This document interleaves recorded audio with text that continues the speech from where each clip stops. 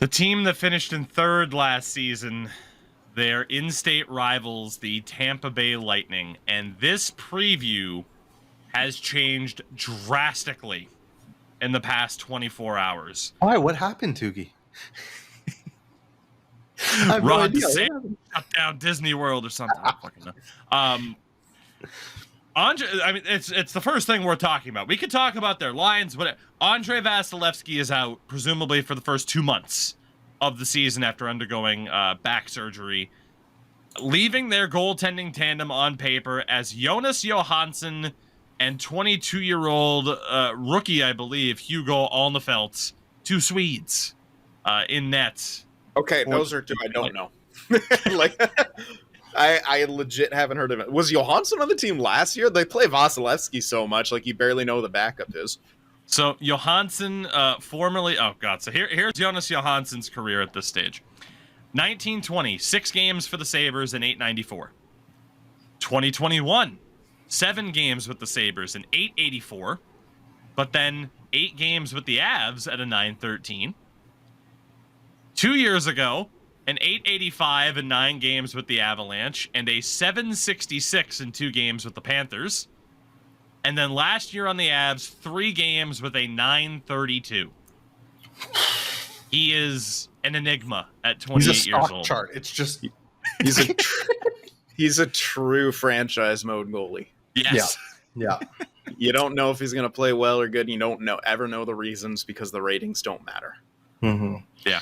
Basically. So, as of right now, the Tampa Bay Lightning with Brent Seabrook on LTIR are $73,000 over the cap, which is, that's just a small move here or something like that. Yeah. You put Vasilevsky on LTIR, you get your 9.5 in space. Oh, he's going to have a setback, and he won't be back till the playoffs. Here's the thing: it either goes one of two ways. You either run that situation, which, like, oh great, here we go again. I'm getting PTSD as a Habs fan. You either go through that situation, and then you're running on whoever you get. Is it going to be a waiver goalie? Is it going to be a trade? I saw Martin Jones being talked about. I saw Habs fans saying Jake Allen. Like, possible, but like then again, if Martin Jones is the starter for the Bolts, even for 2 months, like, is that, like, how good are they? And then how much are they going to have to claw back because of those 2 months? But then the other thing is if Vasilevsky comes back and you get someone like Martin Jones who's getting a couple $1 million, you can't bring Vasilevsky back because you're going to be over the cap. So you got to make another move. And I think this is where it's going to be really interesting with Tampa. It's like, do they go for that $950K league min goalie that's a waiver claim and they turn him into the second coming of, Binnington in that cup run? Or do they just go out and get someone good but a little more expensive and find another way to make it work? I think that kind of really does depend on how the season, or that makes the season how it goes. Because like you said, Tougie, this completely changed with this injury. Like 2 months that's a long time, guys. Yeah. I mean, we always talk about, right, the infamous, where are you in the standings by American Thanksgiving? And more often than not, that kind of dictates how your season's going to go. That's around the time he'll be back. Yeah. Will they be in too far of a hole? The Florida Panthers almost were last season.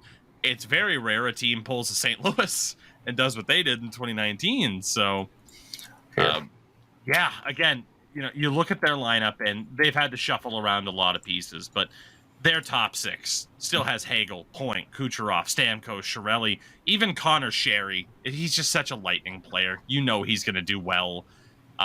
Their bottom 6 has that defensive responsibility and the grit, led by someone like Nick Paul. On defense, you still have Hedman and Sergachev and Chernak. I mean, it is another team that you look and it's like, I could see it going well because it's the Tampa Bay Lightning, but they have this Achilles heel, and how much will it hurt them? And you just can't say when it's the guy who, while I don't think that Vasi is the best goalie in the NHL right now, I think that goes to a fellow Russian, I do think he is the guy that the vast majority of fans and players alike would say, Game 7, Stanley Cup Final, who do you want in the blue paint? You're taking Andre Vasilevsky number 1. Exactly. That's a major, major loss for Tampa. Yeah. I agree with that. I think I just looked it up on Cap Friendly Armchair GM. I was like, let's see. So one of the posts is goalie options for Tampa. There's Samuel Montembeault, someone said, which I think he'd be too expensive. Martin Jones, who I think might even be a little too expensive. Kevin Lankinen from Nashville and Anthony Stolarz from the Panthers. Remember Kevin Lankinen had that like stint in Chicago where everyone thought he was the second coming of Crawford, and he kind of was. He was really good for a short amount of time, then sucked. So I mean, And you know, I will say, sorry, real quick, in defense of Kevin Lankinen, 916 save percentage last year in Nashville. He was actually pretty good again. That's true. So, that's respect pretty good. in Kevin Lankinen. So I respect him absolutely. The second post, that the goalie option was actually the second one. I did every Tampa Bay trade. The first one, and I think this perfectly describes the situation. I'm not even going to tell you what the options are. The title is "Hell Nah, Bruv, This Team is Done." That's it. That's it. And I think they go and trade for like Eli Tolvanen and Lankinen. They're just like, screw it. This is a one-off season. And you mentioned the American Thanksgiving thing. I would not be shocked to see. Again, I'm gonna say it. Like, it feels like I could see them missing, and I could see them being bad by the end of November, and then it's just too high of a hill to climb. It's also Tampa Bay. I wouldn't be shocked to see them make the playoffs. Yeah, they're not as deep as they used to be, but I really like the pickups of Glendening and Isamont. Yeah, and of course Sharks legend Isamont, but he's got that tenacity that's I always thought was going to be perfect for playoffs, and it's just a shame that he was on the Sharks when he was, because we were making the playoffs. Yeah, I've always liked Glendening. He's just such a reliable kind of depth fourth liner type. So I think they've done a good job, at least, you know, trying to replace some of what they had in their back-to-back cups and 3 straight appearances. Yeah.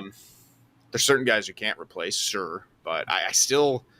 You like their chances. It's just that, what do they do? How much do they depend on Vasilevsky? Exactly. And can their role? Yeah, I honestly, if Vasilevsky was gonna miss like the whole season, I would say this is the team that goes after Zegras. Yeah. You know, you go after Zegras, you'll get Vasilevsky back, and everyone's gonna bitch and moan that you subvert the cap. Who cares? Because everyone does it at this point, and everyone would do it if they could. And multiple cups have been won by multiple teams doing this exact same thing. Chicago, Tampa Bay, I'm sure others. Those are the ones in most recent memory that I can think of. Yeah, I remember the Tampa one very well. Yeah.